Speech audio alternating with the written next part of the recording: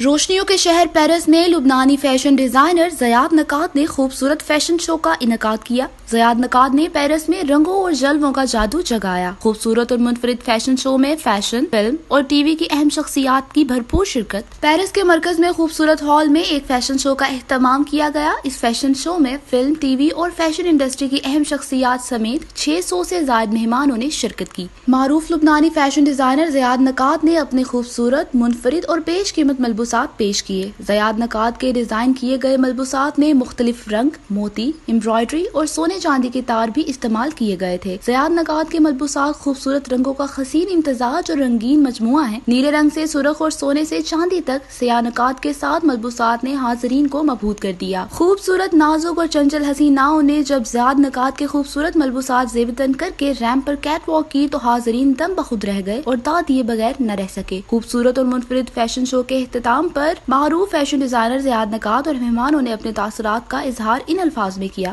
Ziad Nakad, this is my collection Tissera, and it's different like before. It's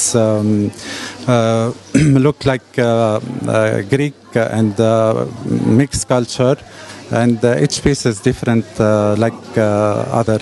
Thank you very much. Merci. The show was really incredible. All the dresses was amazing. As usual, Ziad has done a masterpiece. It was awesome. Report Ali Ashfaq, Jazba News, Paris. Immigration اور تارکین وطن کی خبروں سے باخبر رہنے کے لیے ہمارا YouTube چینل سبسکرائب کریں اور بیل آئیکن کو کلک کریں۔